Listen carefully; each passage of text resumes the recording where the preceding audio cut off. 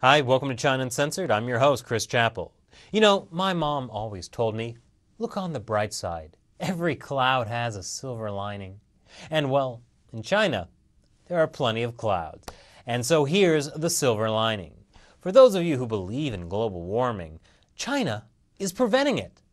A team at NASA's Jet Propulsion Laboratory and the California Institute of Technology has discovered that aerosols, or airborne particles, emitted from pollution in China is, and I believe this is the technical term, screwing with the polar jet stream.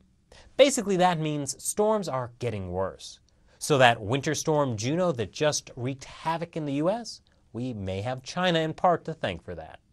Now, some believe that by releasing more aerosols into the atmosphere, we can better block out the sun, dropping temperatures and eliminating the need for face bikinis to protect women from skin-darkening sunshine.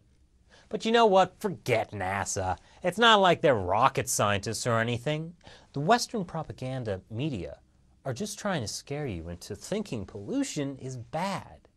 In China, pollution really isn't a big deal. According to China's Ministry of Environmental Protection, 9 out of every 10 cities have such a robust, developed economy that they fail the country's pollution test. But what does that actually look like?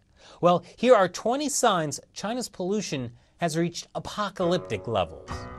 According to the World Bank, 20 of the world's most polluted cities are in China. China is the world's largest polluter. A quarter of the world's CO2 comes from China. China burns almost as much coal as the rest of the world combined. During the November 2010 airpocalypse in Beijing, the pollution was literally off the charts. It exceeded the US Embassy's highest pollution rating and accidentally triggered what some programmer had written in as crazy bad.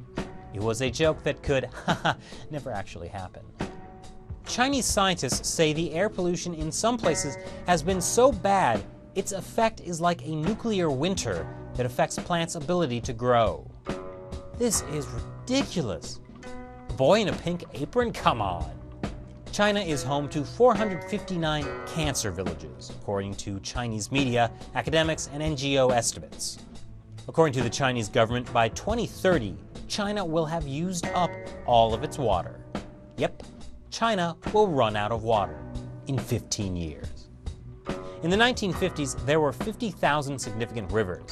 Now, less than half of them are left. 1/3 of all native fish species in the Yellow River are extinct, according to a 2007 announcement by Chinese officials.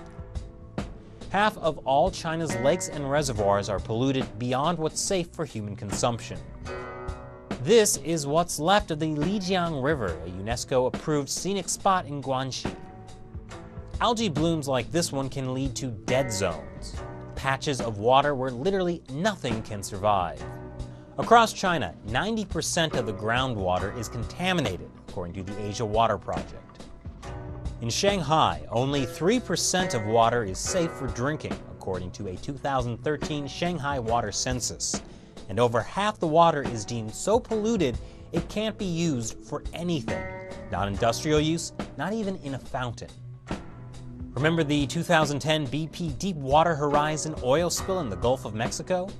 This one in Dalian was 4 times the size. According to the World Bank, every year, 250,000 Chinese people die prematurely because of pollution.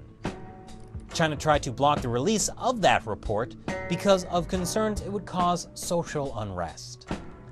Party mouthpiece CCTV ran a story with 5 reasons why this pollution turns out to be a great thing, including its ability to unite the Chinese people. Wow! No wonder China's wealthy are trying to get out of the country. So what do you think China should do about its pollution? Let me know what you think in the comment section below. Once again, I'm Chris Chappell. Thanks for watching China Uncensored.